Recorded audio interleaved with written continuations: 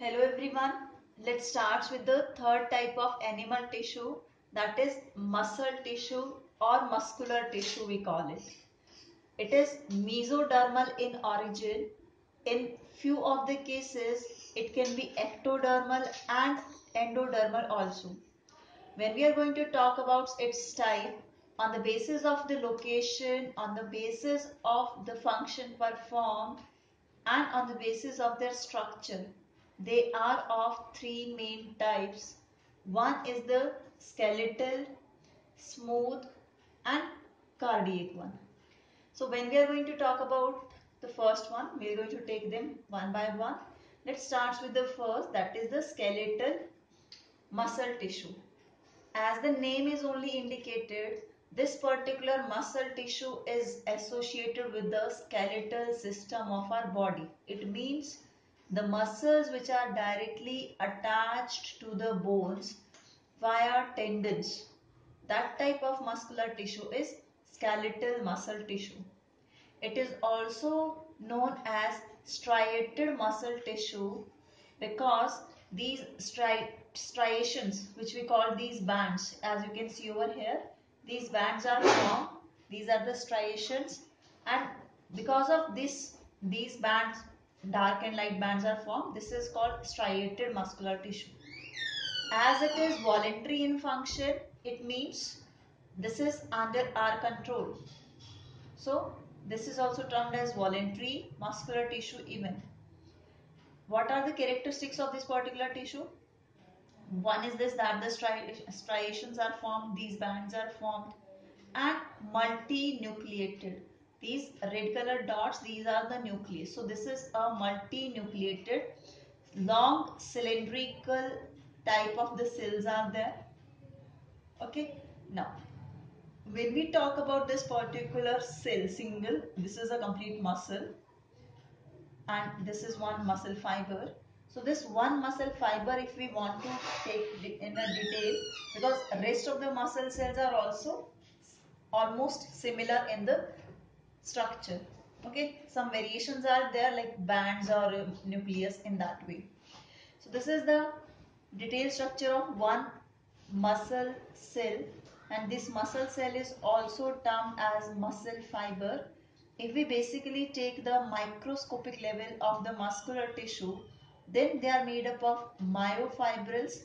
When number of myofibrils they are going to combine, it will form muscle fiber. We can call it a muscle cell. And when number of muscle cells are formed, it is going to form a muscle. Fine. Okay, like it is going to give a kind of appearance. If this is a muscle and here pipe-like structures are present in between, if we are going to extend it. These pipe-like structure, these stalk-like structure, these are the myofibrils. Okay, muscle fiber, sorry. And these muscle fibers, they are going to contain the myofibrils, which are made up of the fibrils. Okay, which are made up of the fibers. These muscle fiber, they are made up of actin, myosin proteins, which are the contractile proteins mainly, which help in the muscle contraction. Okay, now let's take a look over the structure of it. This is a cell. So all the cells, they have the covering that we call as a plasma membrane. Over here, this particular covering is termed as sarcolemma. Okay, sarco word is for the flesh or layer. What you can say, sarco is for muscles and lemma is for the covering. So this is the muscle cell covering. So this is sarcolemma instead of plasma membrane. And this particular matrix where these fibril structures are present, this is called sarcoplasm, similar to that of the cytoplasm. And one more interesting thing, that these cells, they contain the mitochondria, which are termed as sarcosomes. Instead of mitochondria, we are going to term them sarcosomes.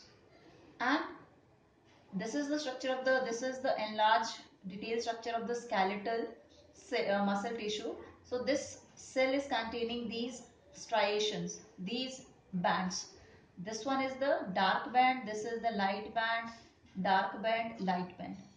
So this particular one, from this dark band to the another dark band, this is going to form one unit. This is the basic structural unit of this. This is called sarcomere. Sarcomere is the structural contractile unit of the muscle, which help in contraction of the muscle, that is due to the actin and myosin protein. So these light bands, this one, these are formed of the actin, and these dark bands, these are form of the myosin. Clear? So this is about the skeletal muscular tissue. So where it is going to be present? It is going to be present in the all those organs which are voluntary, like which we can move according to our will. In our limbs it is present. Okay. Other than that, in our face, that facial muscles, it is going to be present, and in the tongue it is present, pharynx it is present, at the beginning of the esophagus also it is going to be present, or all those organs which are under our control, these muscles are present over there. Fine. So this is all about the skeleton one.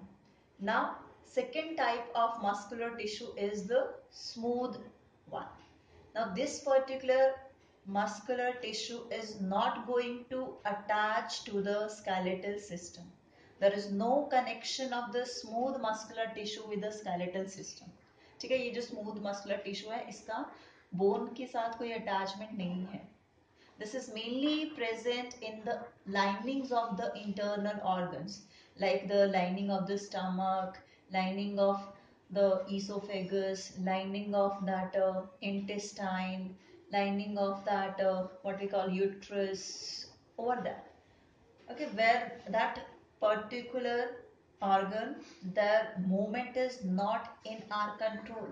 When we talk about that movement of the food throughout the esophagus, so that peristalsis movement, which is helping the food to push down, that wavy movement, that rhythmic contraction of the esophagus, that is due to the presence of this particular smooth muscular tissue over there. Okay, so as this was the structure of the skeleton one, these cells are spindle in shape and having a single nucleus. So these are the uninucleated cells, non striated. यहाँ पर आप देख सकते हो कि कोई भी bands नहीं फॉर्म है लाइट डार्क कलर के. So these are the non striated muscles, involuntary. These are not under the control of the animals. It means we cannot control their movements as per our will. That's why they are involuntary. So whatever the movements occurring in our body, that all is because of the presence of, or this, that all is because of the contraction and relaxation of these muscles. What are these muscles? Smooth muscles. These are also termed as visceral muscles, as they are present in the lining of these visceral organs or the internal organs of the body. Okay, so the characteristic is what? They are uninucleated one, spindle shaped they are, and non-striated one. Okay, now let's talk about the third type of the muscular tissue, that is the cardiac muscle tissue. As the name is only indicating its presence, that is heart, it is present in the wall of the heart and in the large veins like vena cava, pulmonary veins. In those particular structures it is present. So these muscles have the specific characteristics, like this is having the characteristics of both. Structurally they are going to be similar to that of the skeletal one, that is cylindrical, and somewhat structure that uninucleated, that is of the smooth one, and striations are there, but striation जो bands वहां पर form हो रहे हैं cardiac muscles के case में, they are little bit lighter bands will going to form, we can say fainted one. Now you can see one more thing, intercalated disc. These kinds of structure, intercalated disc, कि अगर हम दो sales को आपस में place कर रहे हैं तो उनकी जो मेम्ब्रेन्स आपस में मिल रही हैं, that is that particular intercalated disc. What is the function of this?